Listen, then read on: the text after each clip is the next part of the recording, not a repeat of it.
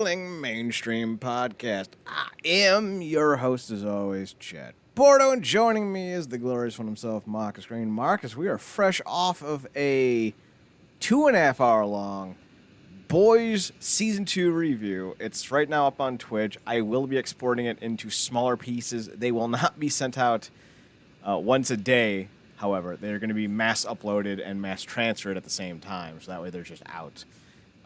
But they'll be in smaller chunks so you can digest each episode as we cover it, because it is a long fucking thing. But the full download will be available, so you can listen to it at your leisure, as you should so choose to. Marcus, how are you? Good. Good to be back. We were off last week. Hurricane laziness took over me. I was like, no. We can take the week. Marcus was dealing with some actual hurricane-ness, though. Luckily, he's on the other side of that. Is October hurricane season for you guys? No, we're supposed to be exiting, but you know the weather, man, it's wacky. Speaking of wacky, what the fuck are they doing with Alexa Bliss? Like, why is this a thing? You know he's gonna cheat on JoJo with her. Like, you know, like, that's what he does. He's a man of no legitimate morals. You freak out of my head. I'm like, they're the same size, obviously not same measurements, but you know, I think she's single. I don't know, but Chad's like, that doesn't matter. When has that ever mattered in wrestling? Now let me in has a whole new. Never mind. She literally tweeted out, "Let him in," and I'm like, "Is that what you've been doing?" We're like, the topic that we're starting with doesn't even involve her. I have the image, and I'm just like, what? So apparently Bray and Bliss took out Retribution after Retribution got dog walked by the Hurt community. Business. Whatever. Hurt business. The Hurt community. You mean the new Beatles? Oh my god. the I like those. Blow up. The hurtacity of that. Like, you don't need to like the Beatles. I barely like the Beatles. But you can't say with any straight face that anything this company produces is on any level of one of the top-selling artists of all time, full stop. What would Mikey from Secret of the Ooze say? It ain't the Hilton. It ain't the Hilton. But it does have some cool fucking train cars. So, like, all right. Yeah. So Retribution just continues to be the worst thing in wrestling. Mustafa Ali apparently, and you have to understand, I'm talking about this as I've seen it on social media. I haven't watched a clip, haven't watched an episode, will not rot my brain trying to watch this dog garbage of a product. It's really funny for me to sit here and think about all the talent this roster has that is just gone. Like, no one sees anyone as a star anymore. And there's a reason for that, folks. But I digress. So, you know, they were supposed to be this big, bad heel group, and all of a sudden they're getting fucking tranched by, you know, the fucking clown from Spawn. John Legwas, I'm not as good as Zamo. Because he can't wrestle, move, talk, or anything. It's like my character's dead because they won't let me win. But I tell Bray every day, they won't let you in because you don't know how to wrestle. Let him into the training facility so he can train. He's just not good, like, at all.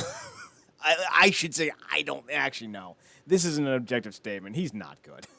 We can't name one good match he's ever had. Like, at least Goldberg had DDP in 98. And Lesnar at Survivor Series and WrestleMania. That's 3 more good matches than Wyatt's ever had. Yeah, and I was recently watching clips back from the early 2000s when he could actually lift people up for the jackhammer effortlessly Oh a yeah. little bit.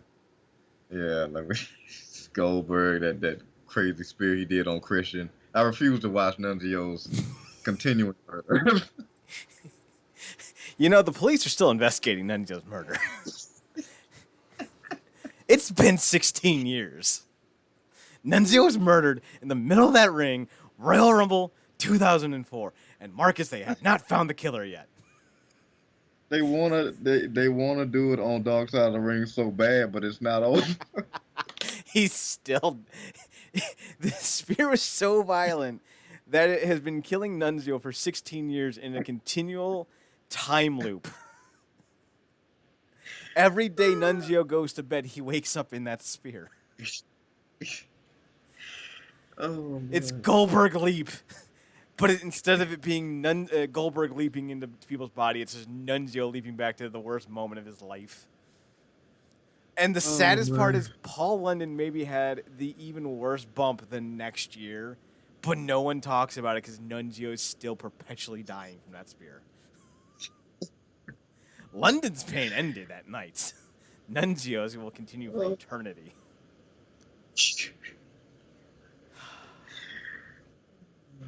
But I love me some Goldberg, but we'll get there. Yeah. So back to this horrible BDSM group. Oh yeah, it's just like, listen, if you're into BDSM, you know, that's your prerogative. That's your prerogative. But let's not even pretend that, like, this is the 50 Shades of Grey version of WWE stables. Like, this is just the worst. Like, someone in the back who's got some really bad, like, fanfic wrote this. And someone's like, that sounds like great shit. At least he admitted it was shit. Like line up, like look at the picture of these guys, line them up. Imagine these are the masks Bray didn't pick. Oh my god. They're not better. They're not worse either. So they get dog walked by the Hurt Locker. God damn it! What Hurt Business? I was right the first time. Yeah. Hurt Business. Yeah. Okay.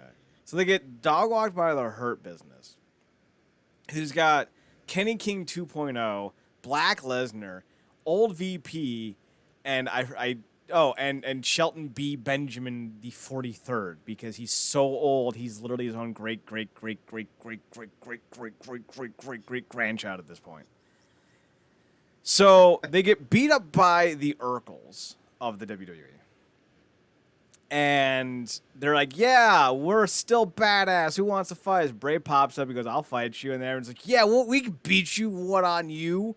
And then Bray's like, all right, I'm going to beat you up now. And then he beats him up. And I'm like, isn't Donovan Dijakovic in this group? No wonder they put him under a mask. They don't want him to be ruined.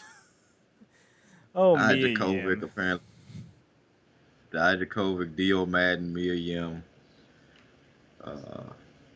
I'm surprised they didn't put that gigantic, humongous black guy in the group that was standing over AJ Styles looking like he was about to get retribution for all his comments he ever made. It's ironic. Just a little ironic, don't you think?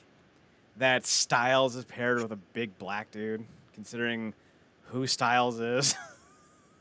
It's like rain. I'm not going to sing Alanis Morissette. Fuck that. But also, to double coffin this bitch, Mustafa Ali, before all this went down, was like, yeah, I'm the Smackdown hacker. And I'm like, so this is the kerosene for the eventual meltdown that y'all about to do? Okay. Somehow they ruined two angles at the same time in one fell swoop, and I didn't care about either. 1.77 million people turned into Raw. They were at 3 million just 2.5 years ago. But they're cutting cords, Chad. Not that fast. Sorry, buddy. You know, I hate to break it to you, when most of the CW hero shows are still getting well over 1 million views, when just, 5 years ago they were at 1.7, like, no, they're really not cutting cords that hard, buddy. It's still quite a number of people. Lives. Yeah. God knows I still have cable. I don't use it. unless it's like 12 a.m. and I know that they're about to do 6 episodes of Modern Family on USA, or if it's 5 a.m. and they're about to do back-to-back on Pop TV of the Goldbergs. Yeah, if ABC fans like, you know what, F it. We're in the mood. Just run a marathon of Boy Meets World. Me or Chad have to alert each other immediately, no matter what time it is. We don't even need to text each other. All we need to do is like look up to the moon and like waggle our eyebrows, and the other one will go, Boy Meets World on ABC Family? Or what? Freeform? What? And then we're darting to the TV. It like really cute dogs to like this like Omega whistle. Somebody's like, we don't only do that. Our ears waggle as we look up. Did you see the first G.I. Joe movie? Yeah, you're not talking about the new ones, are you? The first live action. Yeah. Do you remember the scene where Channing Tatum and Marlon Wayans? Yeah.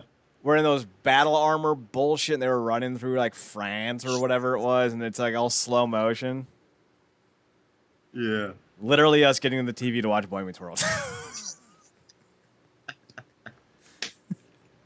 Sit down, Barry Allen. You ain't got nothing on us. Marcus, Retribution, I guess, is not dead. Although they got jobbed out. Because aren't Bray and the Hurt Business both going over to SmackDown? No, because Bray was on SmackDown, so Bray got drafted to Raw. Apparently with Bliss, and Raw kept the Hurt Business. Oh, so this is dumber than I thought it was. Right brand, just shitty angle.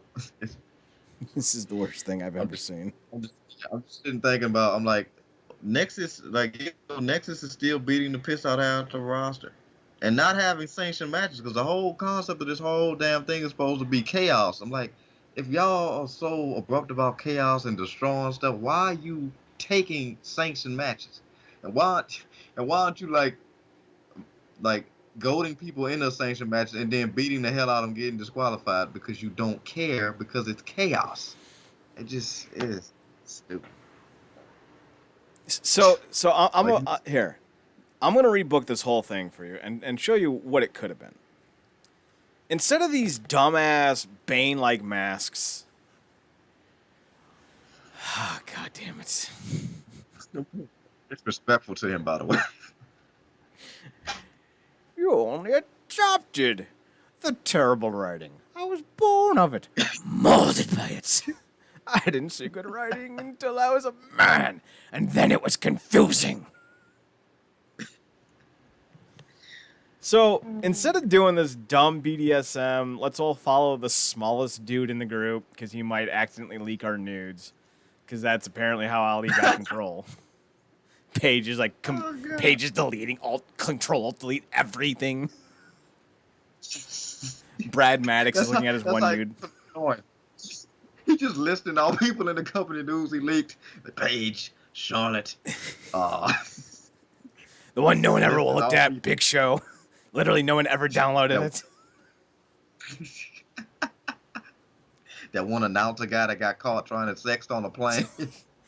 That was all me. It was me, Austin. It was me all along. Austin's like, what? Then he looked at his phone. Austin's training as he got out of nude. Like, damn it. Some bitch. Sorry, that's what I should have gone with. Just cracks another Steve Weiser and goes back to drinking. So, instead of doing all this nonsense, you have Donovan Dijakovic to show up and fucking kick Drew McIntyre's face in, because he's not a star. I'm sorry. He's not popping ratings. He's a decent hand. If you like him, you like him. There's nothing wrong with that. I still rep Glacier and Jerry Flynn. Not Lynn. Didn't misspeak. I meant Flynn. Mullet kickboxer of WCW fame. But in the idea that Drew McIntyre is going to be a star for your company, it's not happening. Whether it's because of the pandemic or the fact that he's not the most creative on the mic, or he really has no gimmick, or whatever it is that's holding him back. You have Dijakovic kick him in the face because it's not going to hurt anything that you're doing. You then have him show up the next day, and you announce, like, oh, he's an NXT guy. He's not supposed to be here. And then, you maybe have them fight for a bit, and then you have them brawl. Maybe at the pay-per-view event, you have them do an unsanctioned fight where there's no ref. It's just them beating the shit out of each other. And Dijakovic wins. But the WWE won't sanction him, and they're like, we're not going to sanction you. And then Vince is all like, I am the authority. It's more like an underwear gnome at this point. Steal the underpants? Question mark. Profit. That's pretty much what we're dealing with here. So Shane then shows him and goes, hey, I like this guy. You can't say that he can't wrestle because he can. And if he doesn't want to wrestle for NXT, I'll make a fourth brand. And Vince's like, oh, that's dumb. And Shane's like, I don't give a shit. I'll do it anyway. And then you launch Raw Underground. And you bring in Donovan Dijakovic and you make him the Raw Underground champion. He's just dropping people left and right. You go on for about 8-12 weeks with him doing this, and more guys and gals are coming up from NXT to take part, and they're starting to form a little group, and then finally Dijakovic around Survivor Series time goes, you know what, this belt's cool and all, and I'm beating the hell out of people, but it's time we really make an impact, no pun intended. And then at Survivor Series, and like the big fucking main event, like 13-on-13, 40-40, I don't give a shit how many people. You have the Raw Underground wrestlers, which would be, Madden and Ali and Mia and Djokovic and whoever else. Maybe even put Keith Lee in this because Keith Lee's call-up has been...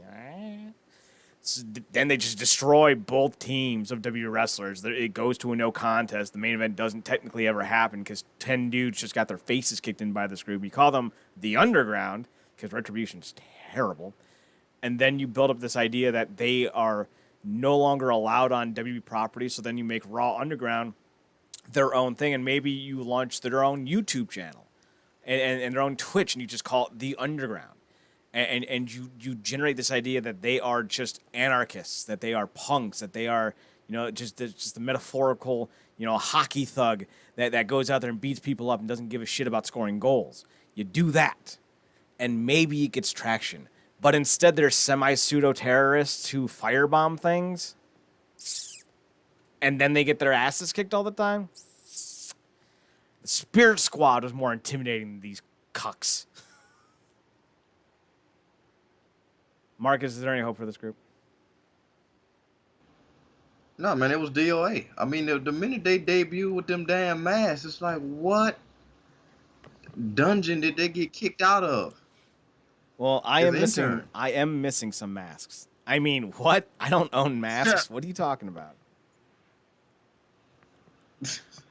I knew one. Like some dominatrix had a dungeon yard sale, and these guys thought they struck gold. It's sad. Like I said, we got traveling the time machine, and Nexus was doing far better. Still probably beating up John Cena long before AJ Styles and the club was doing it. But yeah, I don't know. It's almost like Vince found a new way to shit on NXT down. That's basically what this is. It's bad. And the worst part is this is making the Aces and Eights look successful. Y'all like a group of what? Why is doing this gimmick better than y'all is? Yeah, that's not untrue. So let's take a second and look at Smackdown from last week. Braun Strowman took on Roman Reigns in a match no one cared about. And Keith Lee and Goldberg photobombed the event, so that was cool. I think Medusa was there, too. I'm just looking at the image, and that looks like Medusa. I could be wrong. It's a terrible image. It's almost like trying to have a screen be broadcasted on a screen is a bad idea. It's like no one in WWE ever took a photo of a television screen with their camera phone and went, oh, that looks like garbage. Wonder why. But Goldberg was in the Thunderdome. Very misleading.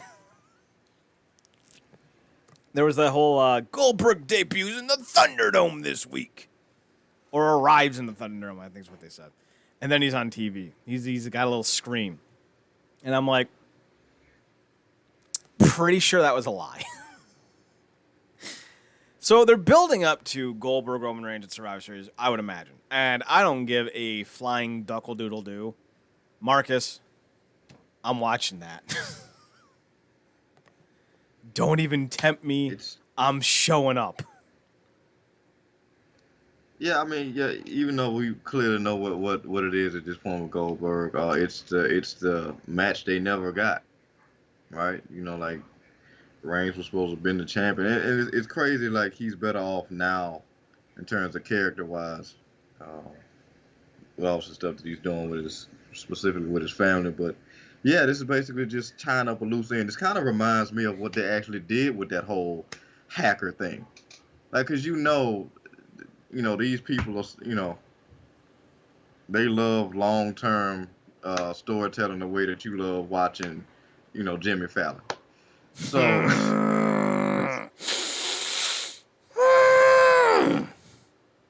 sorry, make it make sense. I got triggered. What you mean you want this character to build into something relevant? Arrgh. Like I throw up. He's our next guy. But like I throw up on demand. Oh, marry me. But no, that's basically Raw every week, throwing up on demand. Welcome to Monday Night Raw. Yeah, it's like I said, it's just going back and getting something that they never got, like with the hacker thing. Those two things were not tied together. I don't even know. I'm pretty sure they didn't even decide to make him Mustafa Ali the damn leader until like a week before it actually happened. Like, probably the same night. Wouldn't be surprised. So it's probably mid-segment. Yeah. Producer guy's like, Ali, go stand over there. You're the new leader. Oh, like you're solo beefing with the black guys, right? But what if we add masked white guys behind you? Narrative. So, yeah, it's look, it's always cool to see Goldberg, even if we can't really expect anything worth of note. At least his pyro is gonna be warranted. Because when we get to the point with freaking Braun, Strowman, and God knows how many other irrelevant talents get pyro, it's a freaking free fall at this point. So, we'll see, man. I don't know how long that match is gonna last. I don't think it needs to last long. I would prefer something in the realm of what we got with him and Brock. But you never know. Hell, maybe he'll bust out a submission since Reigns beat Strowman with a guillotine. Well, Goldberg did train in jiu-jitsu, so it's always possible. I say 4 to 6 minutes, just spam the power moves, end it early, and I think we'll at least have an enjoyable match. I don't need it to be stars. I just need it to be entertaining. Like, if Reigns goes, and God, if they don't do the spot, I'm gonna dork myself into the face. I don't even know what that means. That's how angry I would be. I'll invent it mid-rage. If we don't get the spot where Reigns goes for the Superman punch and Goldberg like just jump jacks him with a spear, I'm gonna be so mad. Like I want to see Goldberg leap in midair and contact with Reigns. Ugh, she's like I just need to see it, Mark. It's like that's like WCW NWO revenge shit right there. I just wish he had the vitality and the burst that he had in the early 2000s. Because now even when he does his taunts, it feels like he's like about to trip or something. Like when he usually does this like that little move he does after he hits somebody with a spear and then does the cut across the throat. I don't know. And then you always complain about like just how much and long it takes him to train and get ready for that kind of stuff. So we'll see. But I'm not completely disgusted by it. We could be getting Big Show and Reigns. So could be getting Braun versus Reigns. Apparently they're building up to Braun versus Lars Sullivan, and I know Lars Sullivan is on everyone's shit list right now. I'm just going to say this. Hitting on someone who doesn't want you to hit on you is not even the same scope of Matt Riddle assaulting someone in a car. So if y'all are going to come after Lars Sullivan, but not Matt Riddle, I ain't going to take you seriously. Like, if you want to come for the worst and go at Lars and be like, ugh, you're just a dick, whatever. Like, fine. But, like, don't exclude Riddle because you like him. Like, no. I personally want to see these two fucking 1940-era monster matches compete in the worst match I've ever seen. Braun and Sullivan have about as much athleticism as a black hole. And I'm waiting for the chaos that will be that match, and I'm here for it, Marcus. 100% here for that. I don't care if Lars Sullivan is a terrible human being because he's not the worst in the company. So I'm fine with watching Lars Sullivan stumble around the ring with Braun Strowman in the match that will probably make people want to kill themselves. Don't, but they're gonna try to make people want to. Yeah, I just much rather go back and poor Keith Lee has had to suffer with this Braun Strowman Godzilla porn style clashes where they just go through these easy break things and barricades and whatnot, and it's goddamn ridiculous. But yeah, I mean, I like I said, I never really can shy away from seeing Goldberg. He's just an old favorite, man. So we'll see what they got. I mean, I'm surprised they haven't rushed it for Hell in a Cell. Thankfully, he still got some mileage to go with this him beefing with his family. So, and Survivor Series is what, next month? Yes. So yeah. So we'll see what they pull. I mean, that's gonna be far more exciting than whatever in the hell Survivor Series match they pull off, because this brand split never will never, and it doesn't mean a damn right now. So if we were booking, it would. I promise you that. Yeah. Okay. Half the time they use for to either be fired or back in NXT. So just laying it out. Speaking of laying it out, the New Day are done. They have gone their own ways. The whole thing, all of this was just dumb. So Big E is the only one not drafted to Raw. The Street Profits are drafted to SmackDown. So New Day and the Street Profits switch titles. Literally, it's just like switchies. Like Xavier and Kofi were like, "What do you have in your lunch?" And Xavier's like, "I got a peanut butter and jelly sandwich." Kofi's like, "I got sushi," and Xavier's like, "The fuck? What the hell?" And then the Street Profits roll up, and they got Burger King and Wendy's respectfully, and they all start playing switcheroos with their lunch. But Xavier gets left out because he brought a PB&J sandwich and no one fucking wants it. So they swap tag titles. So that's how the titles change hands. So why even switch them in the first place? That just angers me. It just angers me. It's always going to anger me. So Big E then stays on SmackDown, and that means the New Day have to break. Yeah. Mm-hmm. And fair enough, Big E's, someone that people have been very high on for a long time. Looking at this photo of the three of them very upset at their last match together, their last moments together, I realize that Xavier Woods has a 34 head. That dude is so balding, I'm pretty sure Silas Young feels good about his hairline now. Oh, no, not Silas. Silas has a pretty... Silas is like, oh, look. I see no hair. Come on, Chad. Not the last real hairline. So, Big E's going to get a push on SmackDown, I assume. And Kofi and Xavier are going to do the tag team thing on Raw. I don't really know what the point of breaking them up was or is. I don't necessarily have an issue with it, but it was done in such a meaningless way. There could have been so much tension and drama taken from this. Instead, it's just a lot of fans going, "I'm so sad," and the wrestlers going, "I'm so sad," and the WWE going, "Ha ha, we wasted an opportunity." Imagine if Retribution was actually booked properly. And imagine if they actually got into a feud with the New Day. And, it was good. And, Donovan Dijakovic was just big booting them all to hell. He's the only one with any real talent in that group, let's be honest. And he's not even that talented. And, let's just say, they put down the gauntlet. Listen, you beat us, we go back to NXT. We beat you, you break up. Forever. And, Biggie would be like, yeah. So then they fight. It's a Survivor Series match. Guys are getting dropped one by one. The New Day could have, a 3-on-1 advantage, and Djokovic could just, roar back Cena style. Survive the last onslaught of Big E and hit him with a big boot and get the shocking win, and no one sees it coming. Oh, my God. And the New Day sit there in the ring realizing that they just gave up their opportunity to be a group forever for revenge, and it bit them in the ass. I'm booking things better literally on the fly than this company can do with months of planning. Oh my God.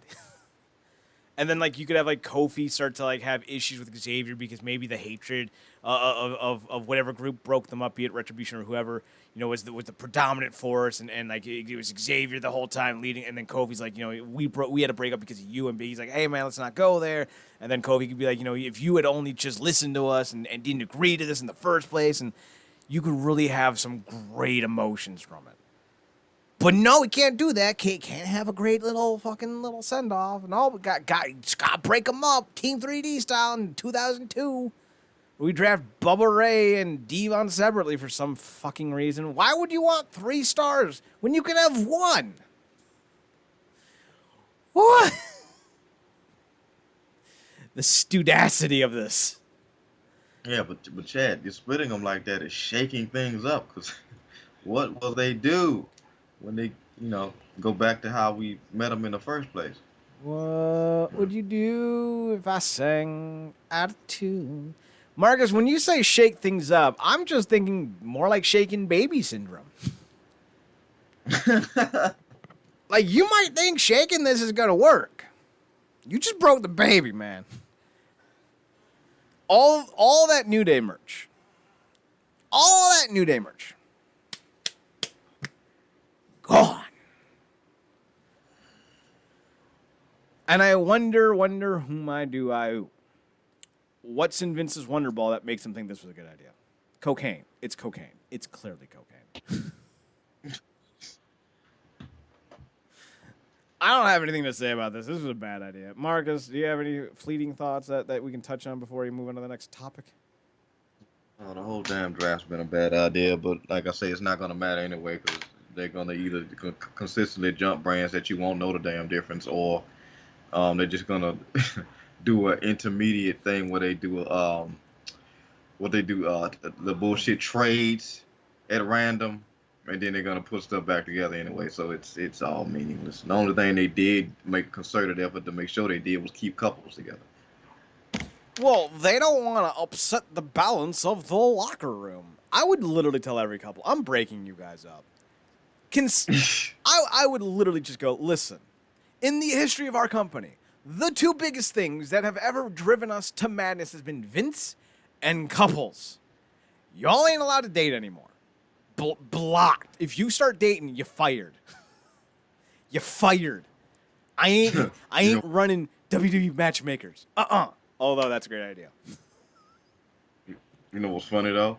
That will probably be the one thing that finally get them to unionize. You gotta love Smash, bro.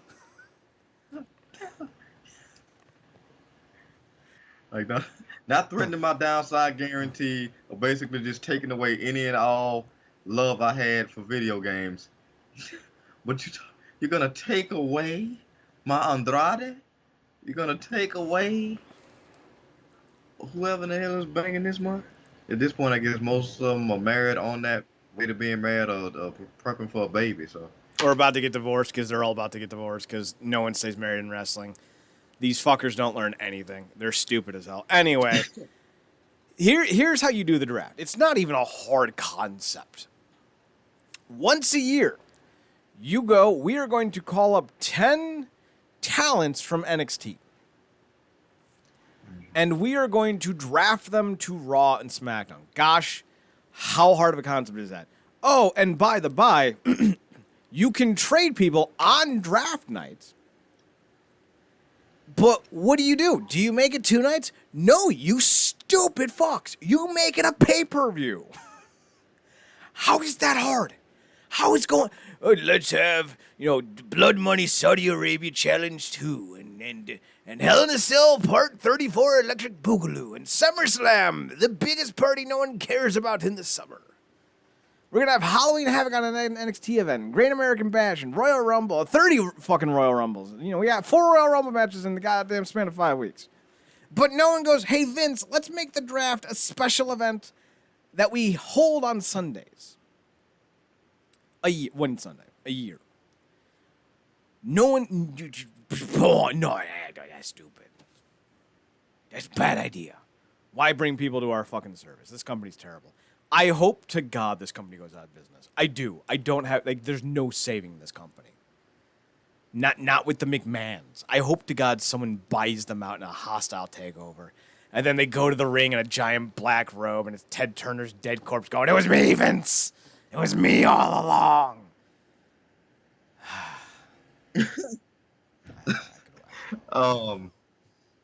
That or the guy who he tried to screw that won the what was that brawl fall thing? Oh, Bart Gunn. You tried to screw me with that damn boxer, but I waited all these years for my revenge. Just fucking giant 7'5" dude, clearly black skin, walking to the ring. Fucking 4.5 feet tall, gets in the ring, rips it off. 4'11" Reader Pulse. He goes, "It was me, Vince. It was me all along." Like, what? Okay, that was impressive. You went from a 74,000 foot tall black dude to a 4'11" Japanese woman. I'm impressed. That's some magic. When you said about going under, I just remember that press conference where Vince was there, where some idiot stood up in the audience and asked him, when are you just gonna buy TNA? Oh, dude, that was like, what, 2006, 2007? Like, guys, kind of seeming like the inverse now, huh?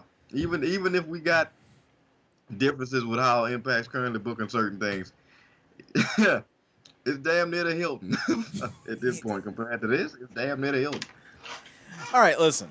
Maybe not the Hilton. Maybe Motel 6. But they're at least leaving the light on for you. The WWE is that weird hostile from Hostel that kills people and tortures them for fun. So I'll take the Motel 6, because at least I'm getting a free complimentary breakfast, which is really just a hard bagel and cold coffee. But that's still better than having my eye removed from my skull for no reason. Wow, that both happened in the movie and in Raw, and I wasn't even trying to make that comparison. Huh! This company's trash. Moving on. G1 Climax. Kota. He won. Yet again. He's now, what's he calling himself? The Golden God? Oh, wow, man. I'm so far behind on the G1. It literally, like, the G1 is, like, this is Smallville, and the G1 is Flash. So that season where he turned on and chomping the deuces around. Yes. Bart Allen. Oh, yeah. I'm like, what the hell? I thought I was... God damn it. What is he? He's the best part of season 5 is what he is. Marcus, I didn't mean to spoil G1 for you. I thought we were all caught up. Oh, no, man. Look, it's fine. Like, I don't even know it, because you can't be watching all those shows fully, right? Oh, God, no. Like, you can't... Yeah, see, that's what I'm trying to do. See, I'm the dumb one. Dummy, yeah. No, I just wait until someone from Voices Wrestling goes, "Yeah, the Jay White Okada match is must-see TV." Well, I guess I'm watching that one. Or Shingo Takagi and Ishii was really good. Guess I'm watching that one. I'm just picking names out of the hat. I don't think I watched either of those, truth be told. So the finals ended up being Kota Ibushi versus Sonata. Block A winner versus Block B winner. Ibushi won. 35 minutes. It's the longest final in G1 Climax history, I think they said. Oh, longest final. Okay, because I think the longest recorded match was between Sonata and Okada. I think that may have been last year. Yeah, that went to limb, but it wasn't a final though. So this is that's interesting, because I didn't I didn't think they was gonna give Sonata no type of shine, but that's interesting. Let's see. Let's scroll down and see. Last year's final was 31-13, I think is what it said. And you said it was Sonata? Yeah, it wasn't a final match, but right. that's one of the. I think that's the longest a G1 match has went. Sonata's longest in 2019 was 29:47, so maybe it was 2018. Let's see. 2018, Sonata. Here we go. Sonata, 22, 20, 12, 15, 5. That's not right. Was he in the 2017 one? Let's find out. down. Sonata, where are you? I know you're here, Sonata. Here we go. Bunch of 20s. Oh, I think I just ended up going to the same one. Hang on. All right, 2016. Let's see. Shibata, Sonata.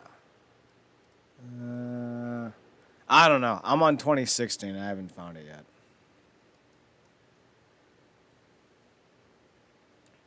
Can I just scroll up? Yeah, I can. Oh, look at that. Shibata. When did Sonata debut? I don't even remember.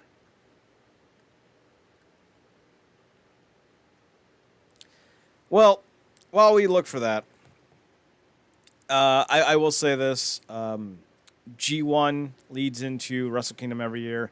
Wrestle Kingdom's only 2.5 months away.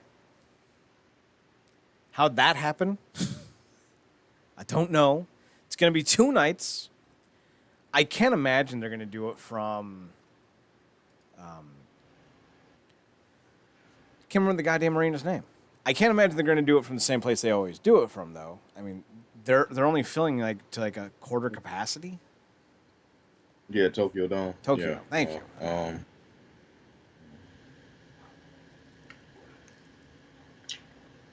Yeah, that's gonna be interesting.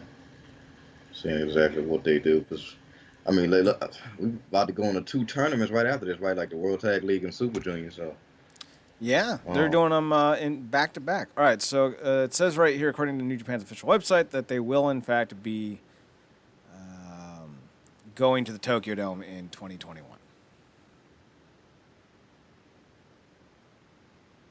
All right. You won't hear shit.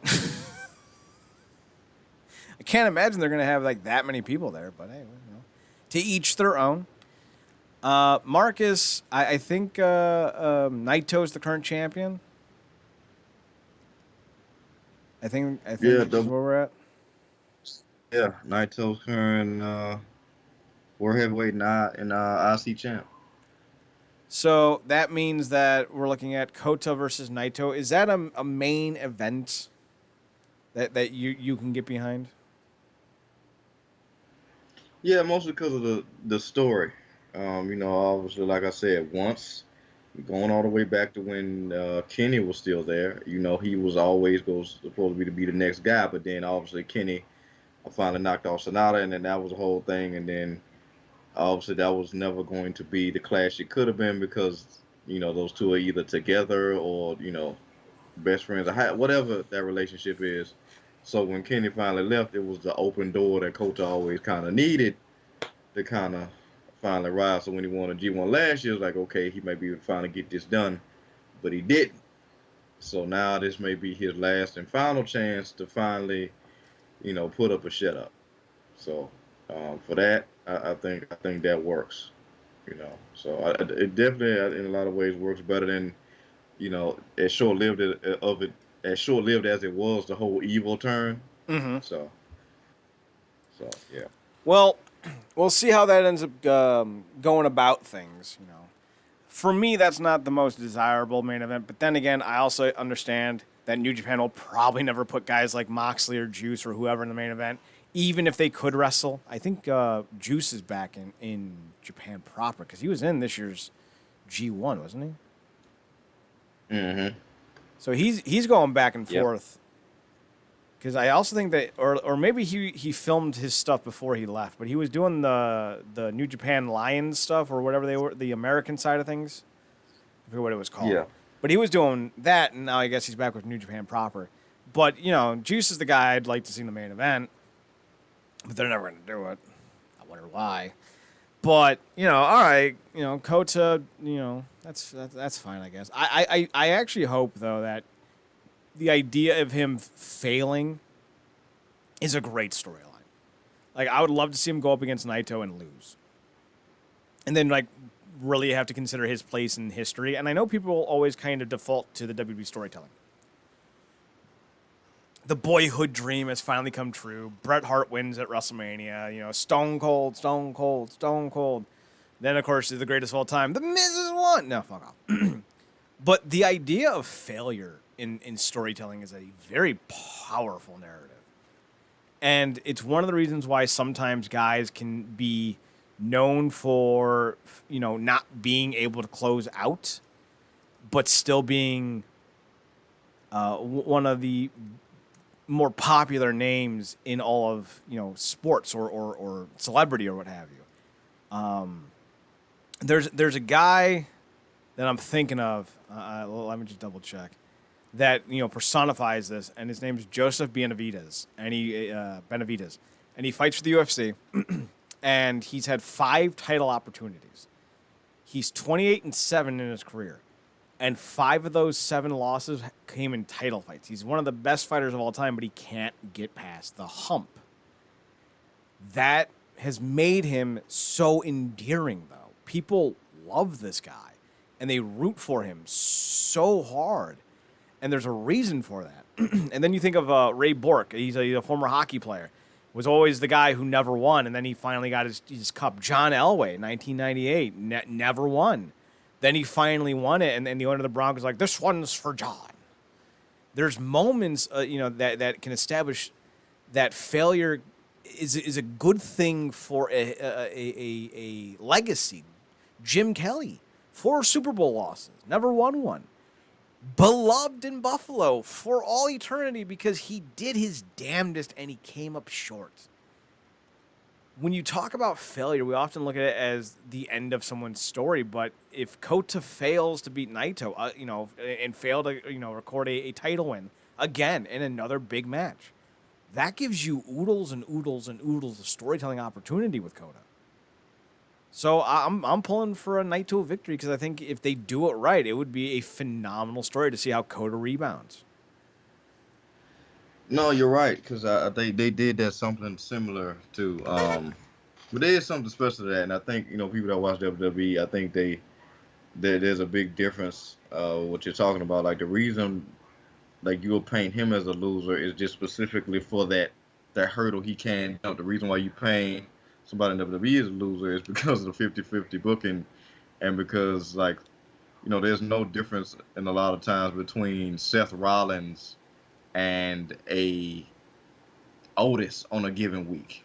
Mm-hmm. Yeah, Rollins has championship track records because of the booking. It's like you can put these guys in a lineup and it's whatever because of the booking, but a lot of times because they build people up properly in New Japan, they can have those stories. I remember the first big New Japan show I came into was that Wrestle Kingdom. I think was it 2013 or something like that. It was the one where Tanahashi beat Okada and he was walking away crying. I'll never forget it. I was like, wow, this is unique, because he was that hurdle that Okada couldn't jump at the time. So, it establishes the idea that this is a sport, that this means something. WWE has established I don't want to say an SJW culture, but they've established this almost, God, I don't want to say this, but I'm going to, an almost socialist approach to titles. Everyone gets a turn, and it doesn't matter. Oh, Bobby Lashley's the United States champion. I'm screaming, who cares? Dude, that's literally the 24/7 title. Everyone gets a turn. I'm going to say this with full sincerity. I'm not saying this, Marcus, to be flippant or to be problematic or to be, just a jerk. The 24/7 title has as much championship resonance and credibility as the WWE Championship. Neither matter. They're both props. They are treated like they are just a thing to be put on people, and it shows just how mind-numbingly bad their perspective is. The idea of having guys lose every other week is that's good booking. It's not. It's not. The idea that you have a top flight wrestler, look at Bobby Lashley, look at Brock Lesnar, look at I don't know, I was gonna say Bray, but I was like, no, let's look at someone good. Keith Lee or AJ Styles or whomever. They should not be losing for weeks, if not months in a row. The idea that they're losing to fucking Otis or fucking Jobber Squad Boy McGee or what's his face from that one group that no one cares about, or fucking Cedric I don't call me Kenny King Alexander. Like, if losing to these dudes should be a fireable offense. If you put, Khabib Nurmagomedov in the ring with a 12-12 fighter and Khabib gets dominated, Khabib doesn't get a rematch. He gets sent home and told, time to retire, buddy. We need to start treating pro wrestling like it's sport because that is the only way you build stars. And we're going to talk more about that when we get to the underground because Fred Yehai, we have to have a conversation because... Yeah, but real quick, I mean, I thought the perfect representation of you talking about how titles don't matter. They just swapped the damn tag belts like it wasn't nothing. Just because it was color coordinated. None of these titles mean anything. We know the lineage of the WWE title, and yet the Universal title is propped up more. We know that title don't mean nothing. Yeah. So, like, what are you?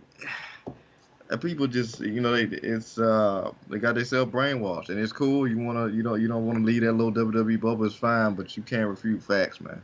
The fact that they switched those titles as flippantly as they did tells you everything they need to know about what actually matters.